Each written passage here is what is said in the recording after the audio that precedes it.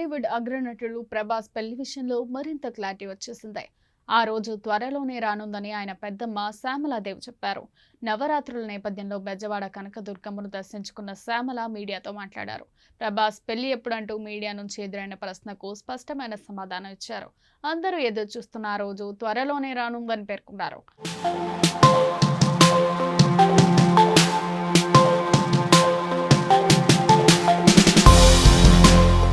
అమ్మవారి ఆశీస్సులతో పాటు పైనుంచి కృష్ణంరాజు దీవెనలు కూడా ప్రభాస్ పై ఎప్పటికీ ఉంటాయని పేర్కొన్నారు. ప్రభాస్ పెళ్లిపై ఆమె క్లారిటీతో అభిమానుల ఆనందానికి హద్దులు లేకుండా పోయాయి.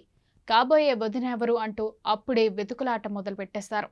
కాగా ప్రభాస్ కల్కి 2898 AD మూవీ భారీ విజయాన్ని అందుకుంది. ఆ సినిమాకు సీక్వెల్ రానుండగా ప్రస్తుతం ప్రభాస్ రాజాసాబ్ మూవీలో నటిస్తున్నాడు.